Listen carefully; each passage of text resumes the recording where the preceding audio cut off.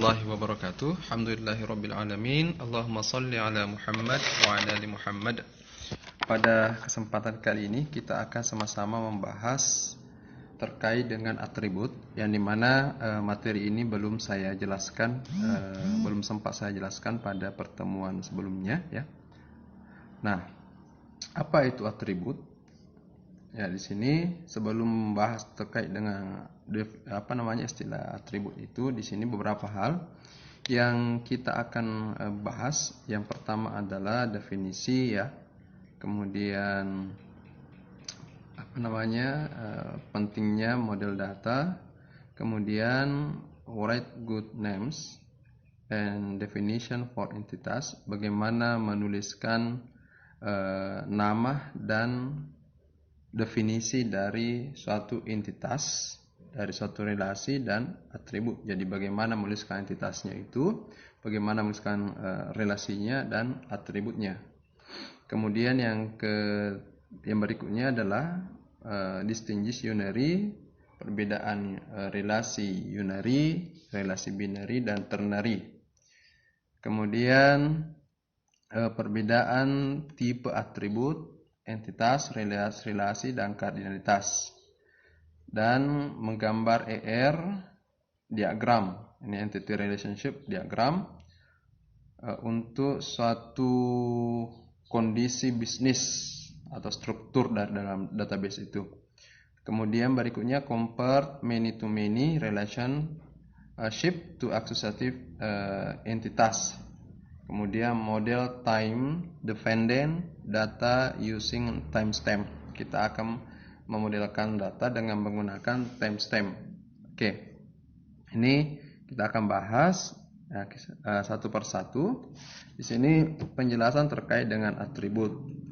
Apa sih itu atribut? Di sini dijelaskan bahwa atribut itu adalah sifat atau karakteristik dari suatu entity atau suatu relasi atau relationship. Jadi sifat-sifat entitasnya ya. Contoh daripada atribut itu mahasiswa kan ada atribut, misalkan dia punya atribut nama ya. Kemudian ada NIM ya, alamat, nomor HP. Nah, itu adalah atribut. Jadi kalau dalam tabel, atribut ini dia berbentuknya kolom. Ya, kolom. Jadi setiap atribut itu dia mewakili satu kolom yang mencirikan karakteristik dari setiap kolom tersebut. Ya. Kemudian yang kedua, di sini ada pengelompokan atribut. Ada require versus optional atribut. Atribut yang dipersyaratkan ya. Kemudian ada berupa opsional, bisa pilihan. Kemudian ada simple versus composite atribut. Ada namanya atribut sederhana dan ada yang namanya atribut komposit. Kemudian yang berikutnya ada single value versus multi value atribut. Nanti saya jelaskan contoh-contoh daripada yang mana sih dimaksud sebagai single value atau nilai tunggal dan bernilai banyak, atribut yang bernilai banyak. Kemudian store versus derived atribut. Ada atribut yang memang seperti itu adanya ketika disimpan. Kemudian ada atribut turunan.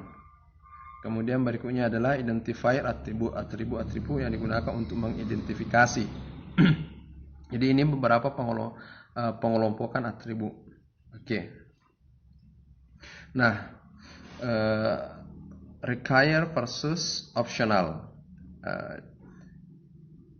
atau dia berupa pilihan ya. Kemudian ada syarat ya, bahwa require ini atau kita sebut sebagai mandatory, artinya dia harus ada, isinya harus ada atau barisnya itu harus ada. Kemudian optional ya, bisa tidak ada.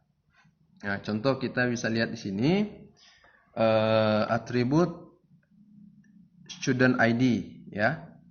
atribut student ID, kemudian tipe datanya ini chart, kemudian dia require atau optional. Di sini kita tuliskan require. Kenapa? Karena dalam data ID mahasiswa itu tidak boleh kosong. Ya, ID mahasiswa kan tidak boleh kosong, artinya semua mahasiswa itu memiliki NIM. Ya, memiliki NIM. Kemudian contohnya ini ya 87628 ini contohnya. Ya, kemudian ada 8822, contoh daripada ID mahasiswa. Ini dibutuhkan, ini tidak boleh tidak ada, harus ada. Kemudian yang berikutnya ada student name.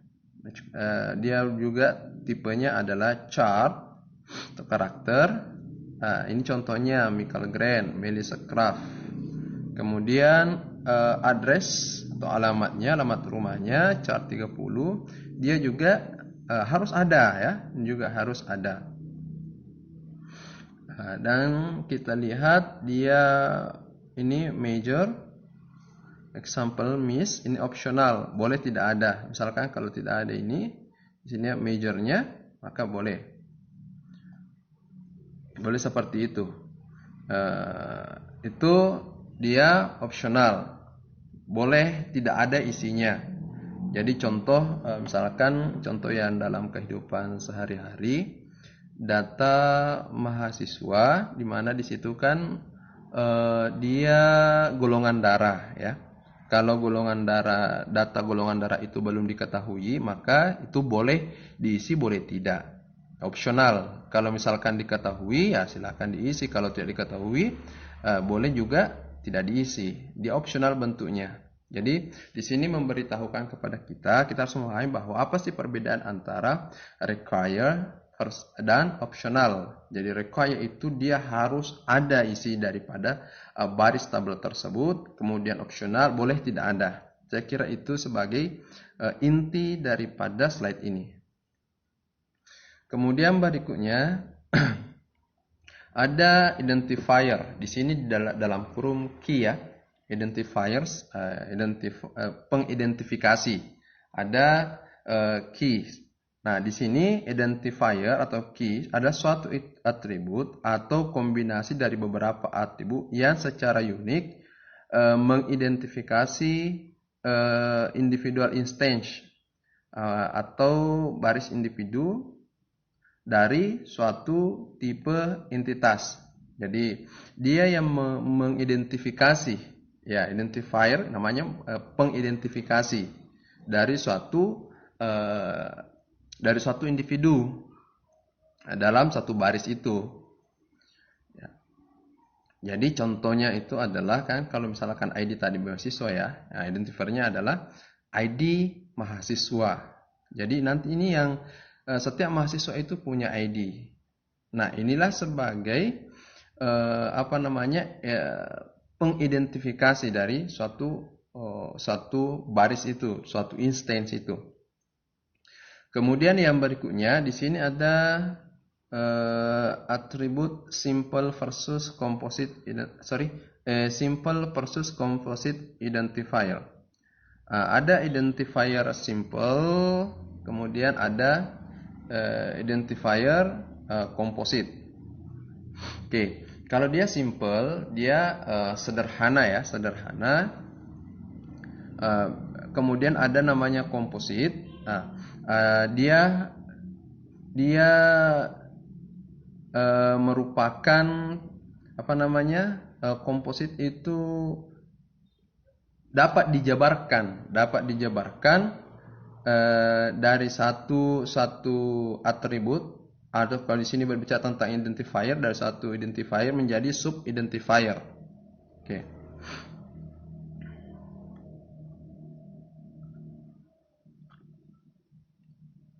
Nah, berikutnya adalah karakteristik identifier. Bagaimana karakteristik identifier itu? Pertama, nilainya tidak boleh berubah, ya. Kemudian tidak boleh null. Kemudian dia bukan intelligent identifier. Sebagai contoh, containing location or people. Ya, maksudnya dia tidak boleh berubah. Ini tidak boleh berubah ya. Ini no intelligent identifier. Tidak ada identifier intelijen. Contoh lokasi ini ya, lokasi kan itu boleh saja berubah. Atau orang itu bisa saja berubah. Ya, tidak bisa. Ini tidak bisa kita gunakan sebagai identifier. Kemudian substitute new, simple key for long, composite keys.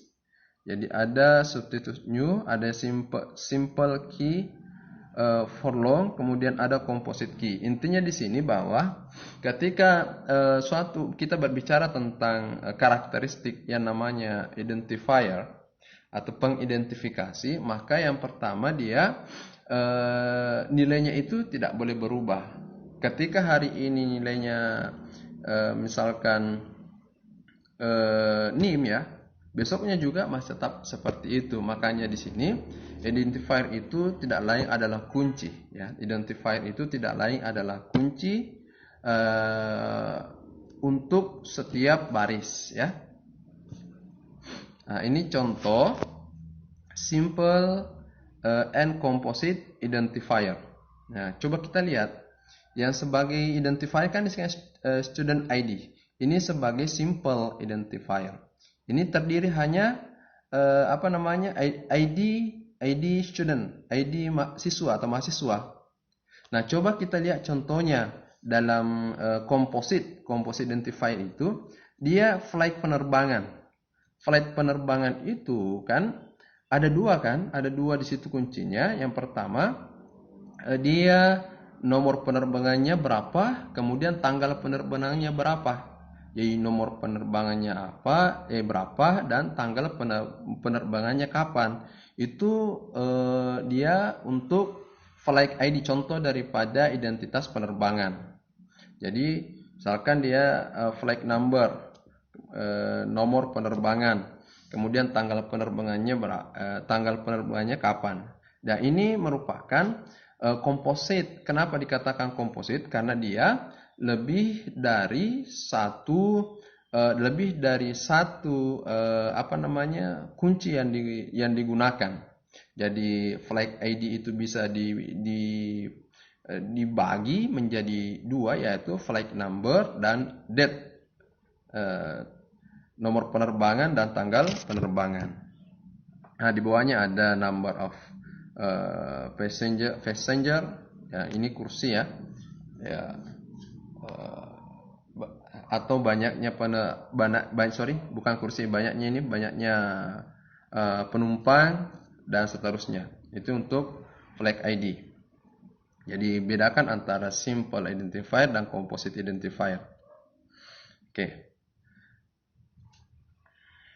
Nah, ini identifier boldface and underline. Jadi identifiernya itu di bold ya, ditebalkan, kemudian diberikan garis bawah, itu identifiernya. Kemudian ada juga namanya composite attribute. Tadi composite identifier, ini composite attribute. Composite attribute itu dia merupakan suatu atribut atau suatu kolom, tetapi dia yang nilai atau instance-nya itu bisa lebih dari satu. Jadi bisa lebih dari satu. Contoh ini ya, bisa lebih dari satu isinya. Ini atribut broken into component parts. Ya, suatu atribut dipecah dalam beberapa bagian komponen. Contoh alamat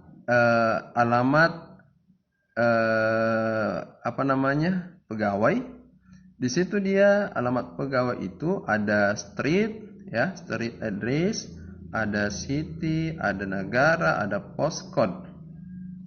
Nah, perhatikan bahwa entitas dengan multi value ya, atribut atau skill, dan ini atribut turunan, years employed. Nah, saya mau jelaskan ke kita semua bahwa ada namanya atribut sederhana, ada namanya atribut komposit. Atribut sederhana itu tidak bisa dibagi lagi. tidak bisa dibagi lagi menjadi bagian yang lain. Sedangkan untuk dia komposit, bahwa dia dapat diuraikan menjadi beberapa sub-sub atribut dari satu atribut itu. Kemudian berikutnya ada namanya atribut bernilai banyak, ada namanya atribut bernilai tunggal. Atribut bernilai tunggal, contoh, saya kasih contoh yang mudah untuk dipahami ya. Mahasiswa, ini nilainya pasti tunggal satu, nama mahasiswa, misalkan Ani, Budi, itu kan atribut bernilai tunggal namanya. Nah, atribut yang bernilai banyak, ya, contoh tadi nama mahasiswa kan Budi. Nah, pada atribut lain ada atribut hobi mahasiswa. Dalam hobi mahasiswa itu bisa diberikan nilai beberapa nilai. Contoh, hobinya dia main bulu tangkis. Contoh, kemudian dia juga hobi main bola. Dia juga hobi main takraw. Itu nilainya itu lebih dari satu. Sedangkan untuk atribut tunggal nilainya hanya satu. Kemudian ada juga namanya atribut turunan. Ya, atribut turunan itu adalah suatu atribut yang dihasilkan dari suatu pengolahan data, suatu atribut yang lainnya. Maksudnya diturunkan dari atribut yang lain. Nah, di sini diberikan ya. Contoh date employee. Ya. Di sini diturunkan dari date employee dan current date. Jadi diturunkan dari dia kapan dia bekerja dan tanggal kejadian yang sekarang. Tanggal kapan dia bekerja dan tanggal yang sekarang, date employee. Nah, itu kan diturunkan diperoleh dari mulainya dia bekerja dan sekarang. Misalkan dia bekerja tahun 2019, sekarang tahun 2021, maka berapa tahun dia sudah bekerja? Date employee-nya kan 2021 dikurang tadi 2019. Berarti sudah 2 tahun. Isinya 2 tahun. Nah, itu dia disebut sebagai atribut turunan. Dia ada karena diturunkan dari atribut yang lain. Nah, contoh ini simple example for timestamps. Ini atribut that is both multi-value and composite. Ya, perhatikan. Dia atributnya adalah product ID, ya, product ID. Kemudian effective date, kemudian harga. Ini tanggal expiry-nya, harganya berapa. Dia disebut multi-value. Ya, karena lebih dari 2. Kemudian komposit. Ya, komposit kan bisa dipecah dari komposit itu bisa dipecah dari phrase history, ya. Ini phrase history-nya terdiri dari 2. Ya, phrase history terdiri dari 2, yaitu effective date dan phrase. Nah, makanya disebut juga sebagai dia juga sebagai multi value, kemudian dia juga sebagai komposit. Oke. Dari timestamp itu. Kemudian untuk relationship ada tipe relasi dan instance relasi. Kemudian ada relation can have attribute. Nah, relasi itu dapat memiliki atribut. Kemudian two entities can have more than one type of relation between them. 2 entitas dapat memiliki lebih dari satu tipe relasi antar mereka. Nah, kita sebut sebagai multiple relationship. Kemudian ada namanya entitas asosiatif, artinya kombinasi dari relationship dan entitas. Ini kombinasi antara relasi dan entitas. Nah, kita lihat apa sih perbedaan dari relationship types and instance. Perbedaan antara tipe relasi dan instance. Perhatikan instance itu saya katakan tadi bahwa dia berbicara tentang baris, setiap baris. Jadi data setiap baris. Nah, coba kita lihat kalau dia relationship types atau tipe-tipe relationship Ya, perhatikan ini ada employee, ya. Ingat bahwa ketika misalkan dia merupakan entitas, itu selalu kita menggunakan seperti ini ya. Simbol seperti ini. Berarti dia merupakan entitas. Kemudian dia berrelasi dengan course. Jadi employee berrelasi dengan course. Nah, ini dia complete. Ya, dia di sini complete. Dari banyak ya ke banyak, ya. Dan ada mandatory, ya, ada mandatory satu, ya. Jadi banyak ke banyak, mandatory satu. Jadi harus ada satu, bahwa misalkan ID employee dengan kursus ini. Jadi setiap employee-nya itu punya kursus, ya. Kemudian ada nama employee-nya juga itu nanti, ya. Setiap employee ini punya nama. Ya, itu akan terkait antara satu dengan yang lain, dari banyak ke banyak. Ya, berarti mahasiswa bisa memprogram banyak mata kuliah. Kemudian banyak mata kuliah bisa diprogram oleh mahasiswa. Oke. Kemudian ada namanya relationship instance. Nah, ini relasi antar barisnya. Misalkan di employee itu ada namanya Cheng, ya. Kemudian bagaimana dengan kursus apa yang diambil? Ada C++, Java, Visual Basic. Kemudian begitu seterusnya. Jadi ini memberikan gambar kepada kita bedakan antara tipe relasi dan tipe instance.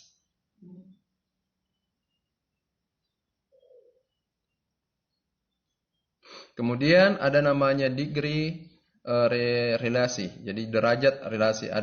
Untuk derajat relasi itu ada namanya unary relationship, ada binary relationship, ada ternary relationship.